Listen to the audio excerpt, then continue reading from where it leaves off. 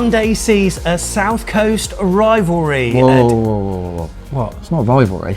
Sorry, we'll do it again. Monday sees a South Coast derby. Whoa. What? Just calm down. You're going to get them. We need them to watch this throughout. On Monday night, Bournemouth play a side 30 miles up the road in a game that isn't a derby, isn't a rivalry, and more importantly, they don't care about us. You know, they tweeted about us saying it's not a derby recently. Well, why did they call us their rivals for a previous game? Football is weird. Welcome to the Back of the Net Big Match Preview. My name's Sam Davis. My name's Tom Jordan. Right, at this point we usually show people what happened last season, but of course little old bucket rattling Cherries were Premier League and Southampton were in the Championship. That was, we should thank her for that, because that was all because of the buckets. Yeah, that's true. But should we just show the last time we played them? Yeah, go on. Let's do it.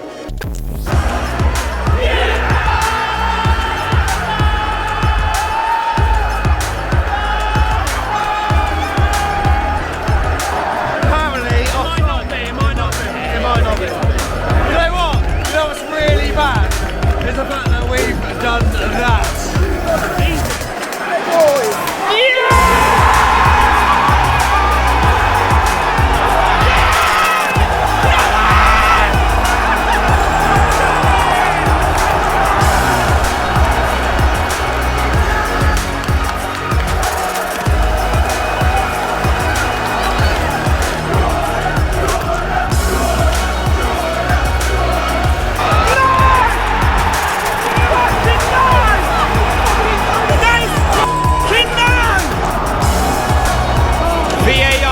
Check for offside. This could be a massive let-up.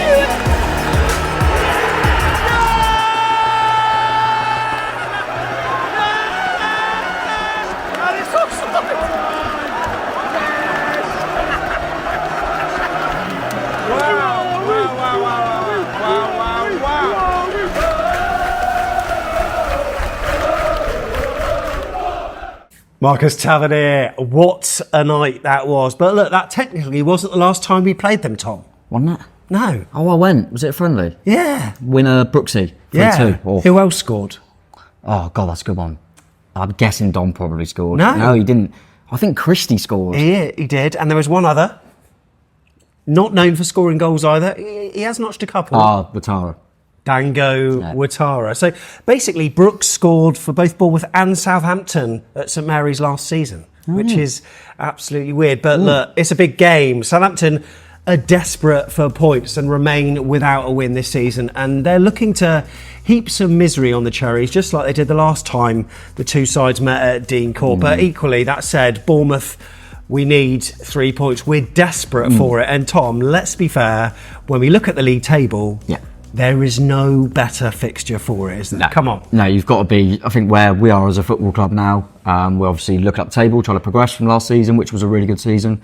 And yeah, even though performances have been there, we probably should have a few more points. So I think when you're playing your kind of, your relegation fodder, you need to be looking at them games as kind of, right, let's just tick this off. Let's go out there. Let's just beat these lot that they lose every week, and let's kick off from there. But in all seriousness, it's going to be a completely different game than probably what we've anticipated most of the season. And that's no disrespect, but we've played. Let's go through them quick. Forest are having a good start, they're unbeaten. We've played, who else? Newcastle, one of the top sides, Chelsea, one of the top sides, Liverpool, one of the top sides, and Everton at home, where they weirdly played well in that game, was a bit of a. So you look at them games and you kind of go, okay, are any of them going to kind of sit back and be hard to break down and then try and counter? Probably not. So I know that Southampton do try and play nice, sexy football out from the back, but they will still be thinking, right, let's keep ourselves in the game, and it'll be a different one for us. And I do think in these next two, actually, Southampton, because then we go to Leicester after that, it will be more where we've got to be quite patient, because they're probably going to sit a few men behind the ball, and understandably so. They're trying to get 17th at the end of the day. So there's lots to talk about here today, and look, we've got a fair few subscribers that aren't necessarily Bournemouth fans, so they might not know the dynamic between the Saints and the Cherries, so we'll need to explain that. We'll also touch on Russell Martin as well, and Bournemouth's rather exceptional record about him, and plus many a Cherry are going to be focusing on a particular player for the opposition that played for us. We need to give you the lowdown on the wee man, the Saints player that may be playing, or maybe we'll be on the bench. He'll just hide. warm up in front of us instead. If you're brand new here, there's a couple of things you could do to help out the channel. Yeah, give it a like. That would be good. And then, yeah, if you hit the bell, you can see when all the other stuff's out, which we'll come on to, because there'll be loads of stuff other than this after the game and after us in jubilant spirits. And obviously click the subscribe button, because that's the one that matters the most. So, not only are we on the TV on Sky Sports Monday Night I wonder Football... if Gary O'Neill will be in there. They got the tactical insight of how he's won 1 in 15. Just On MNF, after that then, if you're still wanting content, Back of the Net's the place to be, Cherries fans, because we'll have Tom after full time. Fan reaction straight after the game, then immediate thoughts when you come out of the stadium. And listen, if we win, it'll be bloody good to watch, and if we don't, it'll be bloody good to watch. So definitely get on that. And then you'll put the vlog out from the game, which would be hopefully good fun. Hopefully. If you're on the Ko-fi and you're one of our supporters, which we love, and just kind of help support the channel every monthly with donations and stuff, I'll do the old player ratings. Get that on there, and then we'll obviously have to divulge into the game even more with a second look where we talk about it in more detail when it's settled a little bit. I've calmed down from the 5-0 win, and we can go through all the tactics of how Russell Martin's amazing football got battered. Before that, as you can tell, we are at the QP, and if you've been watching recently, you'll know that we've been a little bit busy behind the scenes, as have a whole team of people who we're going to give our thanks to on a couple of videos' time, where we can show you what's been going on, because we've given it a bit of an AFC Bournemouth makeover in the side room, which, by the way, I think it may have a name. Yeah, I was talking to it with the landlord Joe actually, and we're thinking, right, we've got one that we like. We don't know. We might think about doing let us know in the comments, but maybe our top 3, and then maybe to say thanks to our monthlies that I just mentioned on Ko-fi. Maybe give them like a little poll of the 3, and then we get a final decision. But just to name the room really. But yeah, it's been really good fun doing it all in there. Looks really nice, doesn't it? So if you do hear any drilling during this, that's what it is. Hopefully it'll be ready. Look, but we've been inundated with people wanting to donate stuff, and we will get back to you, because we will have a place to home it. It is a home fans only pub, Southampton, so don't even think about it. You can go into Boscombe, that's fine. It is open before the game, of course, so make sure you get here. There's always music here from Christofari and Matchday Food, cheapest pint around. And look, if we get 3 points, head back for a quick nightcap before it closes as well, and you may be in for a surprise. This show is sponsored by Dana's Aquatic Academy, based in New Milton. So whether you're a non-swimmer looking to learn to swim, a competent swimmer looking to brush up on your tackers, or an advanced swimmer looking to learn lifeguarding skills, then get in touch with Dana's Aquatic Academy. Operating on weekday afternoons, but also Saturdays in school term time. They are a local private swimming school for all ages and abilities. Yeah, they aim to offer the highest quality of specialised teaching catered towards each individual's lessons needs, whilst achieving a fun and enjoyable session for everyone. Running as either 1-to-1 private lessons, 2-to-1 shared lessons, or 3-to-1 small group sessions. They keep class sizes to a minimum to aid the quality of lessons to each specific pupil. Yeah, they also run intensive 5-day week 1-to-1 courses as well through selected school holidays to help boost confidence and fast track progress. Just a short walk from New Milton train station, Dana's Aquatic Academy. They've got a beautiful pool, changing rooms. They've even got a tuck shop. Lovely. Absolutely love it. To find out more information, email admin@danasaquaticacademy.co.uk, or check out their socials on screen in the description. Mention code BOTN when making an inquiry, and you can get 2 free trial lessons. I might do it myself. So Tom. Yeah. It's not a rivalry, apparently. No, it's not a rivalry. We know that, because they've told us that, even though they said South Coast Rivals on a previous email they sent out to their fans. But it is a derby by dictionary definition, surely? Let's have a look, shall we? Have you got it? Well, just have a little quick look. It's not difficult, is it? Find out what's a football derby. Why have you got the Oxford English Dictionary app on your phone? Always have it, mate. So here you go. Actually, what are derbies in football? So this is just interesting, because you have a lot of debate about it. Let's just clear it up. Unlike a sporting rivalry, which can be based on league position or history between the two teams, a derby is a match between 2 local clubs that are geographically close to each other. For example, teams that are in the same city or from the same parts of the country. Okay. Well, but they say it's not, though, so... That's fine. So I didn't do geography at school. But, interestingly, do you know how many times we've played them since 2010? Oh, it won't be many. 2010. So we had them in that League One spell when Eddie left. Yeah. We never had them in that Championship when we got promoted. 14. Well, no, we've actually played them 16 times since 2010. That is in the last, 14 years. If you go back that many games with their Pompey rivalry, do you know what year it would be? Oh, I don't know. Go on, tell me. 1975. Oh, so that makes sense why that's such a big rivalry then, because so many of them know about it. There's so many games. So, is it convenient for them not to have a rivalry with us, given the different trajectories of the two clubs? That's all I'm saying. No, I'm more than happy to give them a helping hand and going to play there nearest and dearest. But look, I think, to explain to the layman that's watching, there are a lot of Saints fans from Dorset, from Bournemouth, from Poole that, back in the 70s, 80s, 90s, wanted to support their nearest top flight club and just disregard Bournemouth completely. Therefore, a quick trip up the M27 to Southampton. And, when we got to the Premier League, it's just, we see them on the trains. Leaving Bournemouth to go up to Southampton. It's weird. Yeah, and I think, listen, joking aside, I think when you dislike, everyone dislikes football teams when you're a football supporter. It's just me, my personal thing, I've said this before, I said it to Jacob Tan as well when he was covering the club a few years back, that I went to school and everyone took the mick out of me because I was supporting Bournemouth in League Two, and I said, yeah, but they're the local club. I'll go with my dad to support. They go, but if you travel less than half hour, you can go and watch Premier League football. So I went, well, that's not me. They all did that. I know loads of Southampton fans that have never moved from Bournemouth, but they all did that back then because they wanted to watch Premier League football.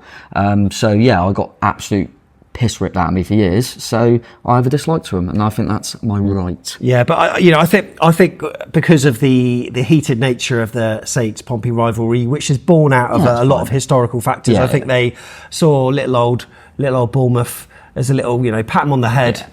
And let them crack on. But obviously, times have changed. They even helped to save our club by putting some money in buckets. They never tell you about that. No, they never mention that at all. But then I'd like to think that we helped them out by loaning them David Brooks and Joe Rothwell, two players that arguably... Their captain now, Jack Stevens, we let him have him back. Exactly.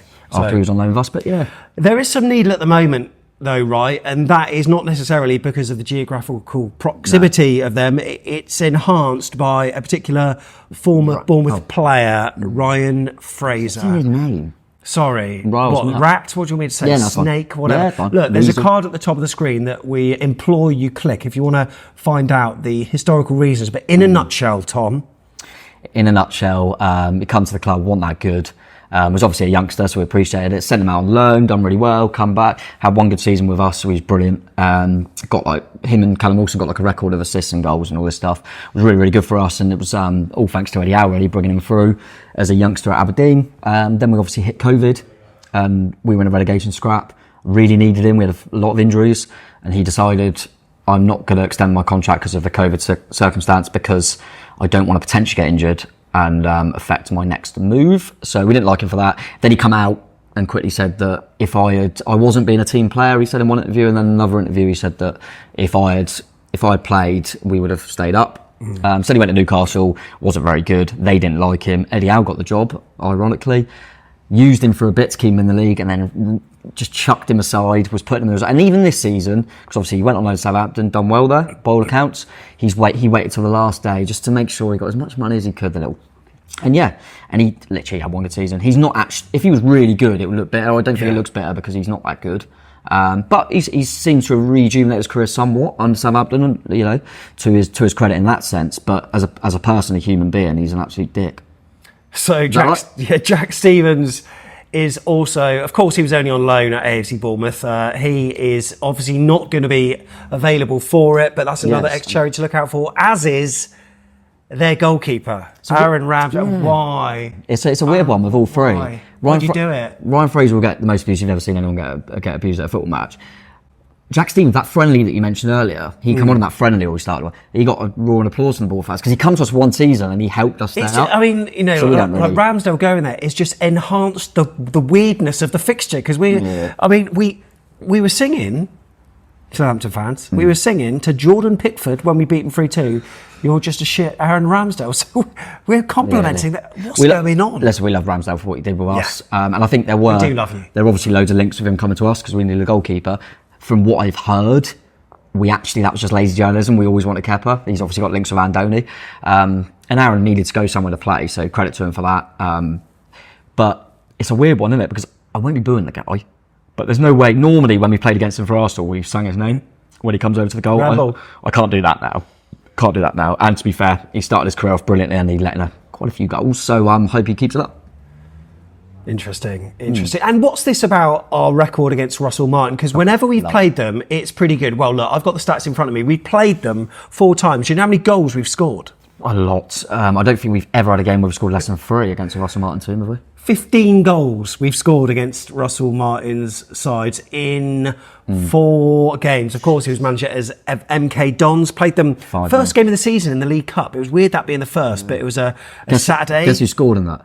Who? Christian Sadie, Pompey. Love that. 5-0. Remember that. Then became manager of Swansea, smashed them 4-0. We were in hospitality at the time, weren't we were. Yeah, and then at Swansea in the reverse fixture. Swansea were 3-0 up, right? Kept playing the Russell Martin way. We got 3-3 draw in like 10 minutes or something ridiculous. And then obviously the friendly that you were talking about. And then in the friendly 3-2 win. But look, I don't think that was obviously. Listen, Southampton, you would have thought would be better than all them teams. Even the friendly game against them, of course, they're going to be. He's going to have. This is the best chance he's got of not having that record. But I think it does highlight, and I think Southampton fans will get this. If there's any bloody watching, you shouldn't be. Well, not at this point. No, they've probably switched off. But if they are, I think they would get. They wouldn't be shocked at that record because of the way he likes to play. And you can imagine a cup game against MK Dons, them still playing that way against Premier League ball. Do you know what I mean? It's a risky way. It's so risky, and you've got to be truly relying on the technical quality of your defence to be able to do what they do. And already they've been sort of caught napping at times with the kind probably of why they went Ramsdale as well, because he's used to it with Arsenal. So they need to get him up to speed. But and to be fair to him, I think Harwood Bellis at the back is the type of player that's used to playing that way. If they get everyone in it, it does stink a little bit of Company at Burnley. Oh, that's so weird. I was about to say that. What, protecting his footballing reputation? Well, I'm not being funny, but Company... Have we had this conversation? Because I was just about to say that. Company at Burnley, obviously they got relegated and were naive all season, really, didn't have enough. Sticking to his principles. Just never changed. Got the Bayern Munich job. Yeah. And now look at him. So I do wonder nowadays... owners and stuff, they like to see a blueprint. They like to see this as a style, as a philosophy, and a lot of them there'll be a lot of owners that will look at it and go, imagine if he had better players. Yeah. And so it'd be mad for him to change. So he might hold out for a he's not Southampton lad, is he? So he might hold out for a move for a bigger club, so Pompey may come calling. Yeah, Pompey could come calling. Get a big we club. are being wind-up merchants today. But no, he will look at the end of the day, if he keeps them up, then he'll be well happy. But if he doesn't, I think he'll go, but another team will like this style of football. He did a good job for Saints last season, although they didn't start off unbelievable. We were like thinking, are they going to do this here? And then all of a sudden... He finished the job off really well. The momentum that they got. And, even still, though, I was thinking, but Leeds, the powerhouse. I think Leeds were still favourites, weren't they, really? Yeah, they were. But Southampton was miles better side in the final. Leeds, I can't really remember them testing Saints at all, really. And it was as comfortable a 1-0 win as could be expected. Really. They were, like you say, when it got to the playoffs, you weren't sure what they were going to do. I don't think they were the massive favourites, but to their credit, in the playoff games, they were the deserving team to go up for sure. I didn't think when it got to playoffs that they would, but they did get out there, and Brooksy had a good time in the semi-finals as well. Played really well. Unfortunately, got injured at Wembley. Yeah, he hasn't played for us since. He's just got back in the squad, but he definitely helped them. And but they did look, because obviously when you're a fan of a Premier League club, you don't really look at the Championship, but when it's playoffs, our season's over, we're chilling, so I decided to watch some of them games, and Southampton did deserve to go. Yeah, absolutely. So how have they prepared for this season then in terms of new signings? We've got a list of the incomings and outgoings on screen, and it's fair to say they got a few names in, some familiar old names as well. Yeah, well, Lallana come in, didn't he, who has obviously come through our academy, and then Southampton got him. He's come back, free transfer from Brighton, which will add to the squad for sure. I think the main thing for them was nailing down Harwood Bellis and Flynn Downs, who they've both had on loan and were really good for them. And I think they were good signings. Ben Brereton Diaz is still, he's a player that kind of 1 minute I think he's really good, and the next minute I think, has he done much? But I think he'll be a good signing for him. Don't know a lot about Sugawara, I think is how you pronounce it, the fullback, but they got him in. I think Ugachukwu, again, hard one to pronounce, but on loan from Chelsea, I think looks like a good fit as well. Obviously Rambo, as we've mentioned. Cameron Archer, weirdly, was kind of one that we were linked with as well before we got Evan Olsen, as when we lost Dom. Young striker, and will obviously help them in that department. Fernandez, I've only seen a little bit of. Cornet's a weird one, I'm not sure about him really. I'm not sure if he's up to it. And then they got some little weasel from up north. And so, in terms of players leaving the club, of course, Shea Adams was one of them. Yeah, they lost a few. I'm trying to think. Kaleta Carr. Yeah, the only one I thought they might try and keep hold of. I know he went out was Alcaraz. Yeah, he's a good player, but I think it was always kind of set in stone there. And but yeah, I think it's one of them things you'll know at the end of the season. I think Southampton fans will probably agree. It's kind of like, okay, they've done a bit. Is it enough? We'll find out. Do you know what I mean? I think they've done some clever stuff, but I think, could they have done with a few more? Are they really going to be? If you look at goals and you go Archer, and then you go Brett Diaz, you go Adam Armstrong, is that going to be enough? And it will, we'll have to wait and see. You remember at the start of the season, we did a mini vlog from Nottingham where we asked Premier League fans where they thought their club would finish, and our club as well. We did the same with Mike from Matchday Vlogs, the Southampton YouTube channel. I don't actually mind him annoyingly. He's a nice guy. I remember when I met him, I thought, why are you a nice guy? But he is a nice guy. Here's what he said. Hello, Sam and Tom. What can I say? It's good to be back. Hi, it's Mike from Matchday Vlogs here, and here are my thoughts on the upcoming season for Southampton and our friendly neighbours Bournemouth. I'm actually feeling pretty good for the season ahead. I think we're making the right moves in the transfer window, bringing in a lot of defensive quality, which is good. My key concerns are going to be the fact that the style of football that we play, possession plays, playing out from the back, and the fact I still think we need a prolific Premier League quality striker. So where do I think we'll finish? I think I'd like to think we can finish 15th, but realistically anything outside a drop zone, I will happily take as our first season back. In regards to Bournemouth, hats off for what you guys did last season. I think if you keep hold of your key players or replace outgoing talent and keep hold of your manager, then there's nothing to say that you won't finish mid-table again. However, I do think that the Premier League points tally was pretty weak last season, so it's going to be a little bit different, I think, especially in the bottom half of the table. I don't think it's going to be three obvious candidates going straight back down.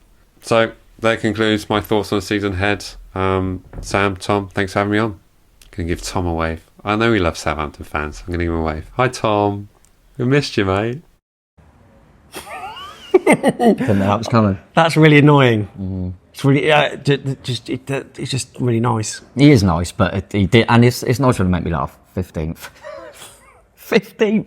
Go ring him up now. But say, would you take 17th? But that makes it's only about a few weeks in, and they already would take 17th. That makes me kind of properly realise that they don't care. They don't care about us. We want you to care. No, we don't. It's fine. We're fine with it. Okay. Dan Woodland next season. Fine. Dan Woodland is another, and Dan, I know you watch the channel because I know you're going to leave a little YouTube comment. Mm. Sometimes I just wish he'd like call us a prick or something. No, they do the good thing of trying to be patronising. Letiz always does it as well. It's clever. They try and do the old patronising thing, but as I say, you don't have to comment on Bournemouth videos and Bournemouth tweets and stuff if you don't care. It's up to you. So let's see how they have done this season then, and it started off with the worst possible trip in terms of geography, and also it's probably a rivalry for them. Newcastle United away, mate. Yeah, it's a difficult game on paper. I think it's made easier when that team go down to 10 men in the first half and it's 0-0, and you probably should win the game. They lost 1-0. Then Forest, I mean, we don't lose to Forest. No one loses to Forest. Lost 1-0. Then they had a Carabao Cup. They won that. Yeah, they won 5-3 against Cardiff, and I'll tell you what, that's impressive to let him free against Cardiff. But then Brentford away, surely one of the games you've got to be targeting. Yeah, you have. You've got to be targeting that to get sunk out of the game. Lost 3-1. All right, and talk me through September then. Well, they play Manchester United, who are an absolute mess at the moment, by the way. I mean, we battered them last season, lost 3-0 at home. Missed a penalty. Cameron Archer. In the Carabao Cup? Well, they went away at Everton. I mean, no one doesn't go to Everton and win. I mean, you could have 10 minutes where you're 2-0 down, if you like, for example, and you can still win that. They won on penalties because Ashley Young missed one. Okay, when you're targeting points, surely Ipswich at home is the fixture, right? That's the one. That is the one. You go Ipswich at home, right, that's it. We have to get 3 points. We're 1-0 up. There's only a couple of minutes to go. Drew 1-0. But, big point for them. Oh, look, you are... Big point. Do you know how much this is going to explode? When we lose badly? 1-0. Like we did last time when they were in an awful place, weren't they? It's only a bit of fun, isn't it?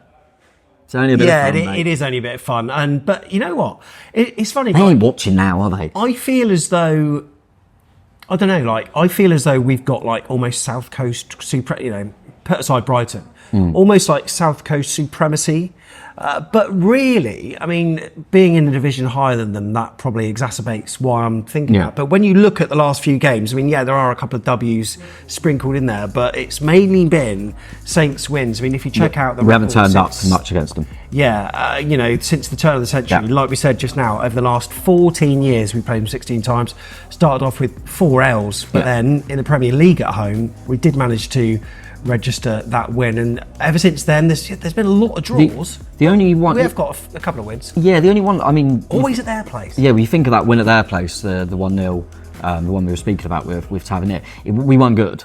We were playing a Southampton team that were really bad, and that's no disrespect, they were bad. Yeah. And we nicked it 1-0, and they had a goal that got ruled out by a toenail. We had a goal that got scored as well. That got ruled out as well. Do you remember Vigna scored? Oh yeah, you're right. Dom Solanke was slightly offside. And then the time before that we won was obviously at their place again, the 3-1, where we did play well, but we got relegated that season, so we can't really go back. So the only one I remember with a lot of fun... We're third after winning that. Yeah.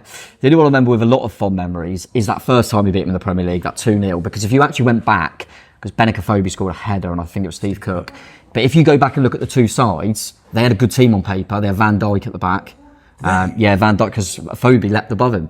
They had Van Dijk at the back, they had Tadic. Mane wasn't playing for them, I think Mane was playing, Graziano Pella. So they had quite a good squad then. So I think that was one that I thought, actually, we've turned up here because this is a difficult fixture. Forget all the rubbish around that. I think it was a really good win. But apart from that, they normally seem to up their game against us, which is weird because it's just a random little fixture for them. Thanks to Matt from Vitals, taking a look at the last 4 league games for Saints, like we've just shown on the graphic there. Quite kind fixtures, really. Saints gained 1 point, which is a fair reflection, although they had the better chances versus Ipswich. Southampton have scored 2 goals and conceded 8, with the XG estimating 5.32 goals and 9.59 conceded. The average of approaching 2.5 XG conceded per game is one of the highest, really, that you'll probably ever see. Yeah. It's one of the highest that we've mentioned on one of the previews as well. The style's a massive part of it, and we did speak at the start of the season when we were doing different things about predicted league tables, blah, blah, blah. And, all the 3 that have got promoted have all got a chance of staying up in their own right. But in terms of them sort of stats, that's always Southampton, that's always going to hurt them because of the way they play. It's brave, but then equally, when you're not getting the points, it will be spoke about as naive. We had a little bit of Eddie when we first come up. Obviously, it wasn't exactly the same, but I remember if you win, you think, bloody hell, fair play to them, going toe to toe, that's brave playing out.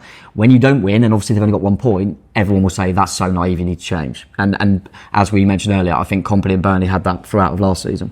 Whilst you were speaking, we just saw the average positions, which underlines exactly what you say. Very bunched up formations there. If you're listening to this on the audio pod and you want to tune in, just go to youtube.com/AFCB podcast to be able to see rather than just hear. Finally, the following graph, it compares the summary stats of Saints and AFCB over the last 4 games. AFCB in front in all of the key metrics, although we have only had 1 more big chance, although when you take into account the fixtures that we played, Newcastle and Chelsea at home and Everton and Liverpool away, they certainly looked tougher in comparison than what Saints were. So when you look at that, we hopefully should all be good. Right, in terms of AFCB injury news then, do Saints in a bit, but looking in an all right place. Only Tyler Adams. It's only Tyler Adams that's definitely on the kind of injury table or whatever.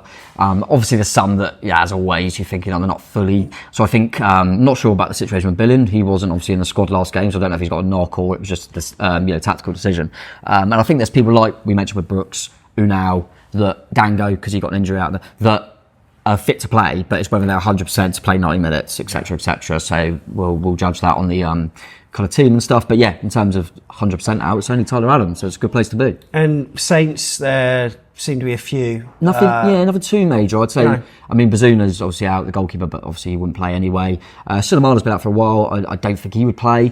Jack Stevens is suspended, so he's not injured. He probably would play, to be fair. And Will Smallbone would definitely be knocking on the door, and I think he could play. Yeah. It looks like it's unlikely, but you never know. He could be involved or at least on the bench, and he's a tidy player. So yeah, they've got a few, but there's nothing too serious for them either. So both teams in a decent place. Tom, do you want to know who the referee is? Okay. It's Michael Oliver.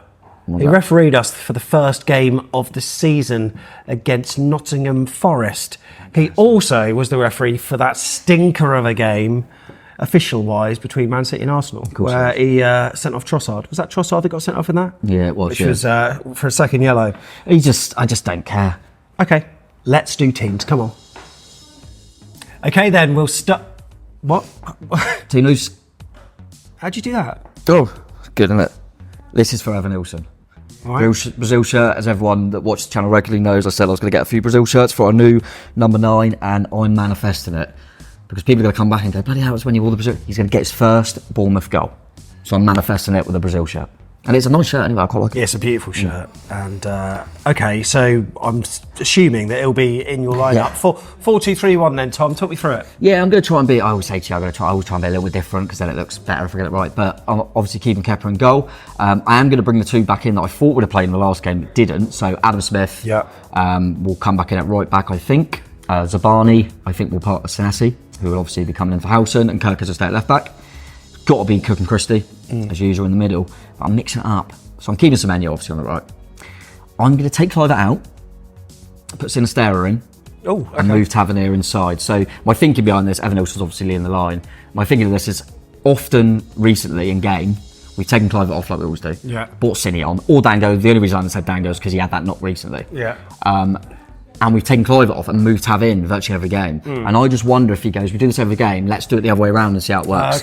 So have Cliver as that option with half hour to go, rather than doing the same every time. And I think Tav's been doing all right there, and I think they might give it a go, and it also might catch him off a little bit. So I'm just going to give that a pump, mate. Okay, as for Southampton? Is that what you call him? That's what I called him on the screen. Rambo in goal. Still going to put him Rambo. He still gets that respect from me. He'll be in goal. Sugawara, sorry if I pronounced that wrong, but he'll be right full back. Seems to be doing all right for him. Harwood Bellis, who I do rate actually. I've seen him a lot for England 21. He's a good footballer. Him with Bednarak, who I think might struggle if we get the press right. And Carl Walker-Peters will be left full back. I think they have played 5 a lot this season. They seem to have mixed up a little bit, but I think they're going to go with the 4, especially with Stevens out. Going to go with Flynn Downs in front with Ugachukwu, because I'm not sure on Smallbone, as we said. I think Tyler Diblin will definitely start. He's one that's come out of nowhere, looks really impressive. On the right-hand side, I think they'll play Fernandez, kind of more advanced in the middle. Going to go Brereton Diaz on the left, because Ryan Fraser will probably hide, and then Cameron Archer up front. Is it me, or is that the most complicated set of player names for me to type into that screen grab? It is a little bit. Even I put KWP. There's letters everywhere. There's so many, it's quite long names, isn't it? But and Brereton Diaz as well. But yeah, that's what I'm going to go with, just because Fraser started last game and stuff, but I just feel like he ain't got it in him. He just won't. He ain't got it in him. Where do you think the key battles will be? I mean, would it be, if Ryan Fraser was to start, Ryan Fraser versus Adam Smith? Oh, grow up. I think if they get Diblin in the game, he looks lively and looks really impressive. And Kirkus can get caught now and again. I think he's been getting better, but that might be something. But I think really it's just the whole setup. We know the way they play. If we don't get the press right, which we might not, and they beat that press, they could be in on us. And they have got talented players in them forward areas. But if we get our aggressive press right, I think we can catch them cold. And as we always say, if we can get an early goal, mate, and then they've got to come out even more, I think it's going to be one way. But we'll see. I remember last time we played them at home, it was a completely different Bournemouth team, obviously under Gary O'Neill. But I did expect us to win the game where we both were, and we lost. So let's see. Let's see. What's your prediction? Let us know in the comments below. Tom, what are you going for? 5-0. 5-0 Bournemouth. What? There's not even a hint of a smile. There's a smirk or that's a serious prediction. Yeah, I'm going 5-0. Look, listen, we can all be like, I don't know, they might beat us. Or you've got to go hard early to get any sort of credit. Who cares? If this comes back and bite me, bring it on. I was dealing with it all through school. We're going to batter them 5-0. Okay. Smith to get a yellow for Fraser. Bring it back down a little bit. My prediction... Don't you dare say we're not going to win. 4-0. Love you so much. I think it could happen. But look, we know how this thing plays out. we've got fan cams at full time. We want to make sure that there are some jubilant faces on. I'm really intrigued to see. I think it could be an absorbing contest and one that is worthy of Monday Night Football. This is one where if you were going to do a bet on your app or whatever, would you use Bet365 or whatever? Would you do both teams to score, or would you not really? Well, clearly not, because they're final. But I know what you mean. It could be like a both teams to score and win kind of bet. And people are probably looking at it because it's such a big little derby. A lot of cards could be interesting if there's loads of cards, wouldn't it? Because that'd be weird because there's no reason for it, really. Let us know what you think. Put your predictions below and make sure you're at the QP before the game. We will be there and we hope to see you there. How many people are going to hate you, right? Indoors or outdoors, and look, hopefully everything's going to be ready by then as well. So up the cherries, and we'll see you at Dean Court. We're all going to have a party, we're all going to have a party. Cut. I'm obviously never going to sing that.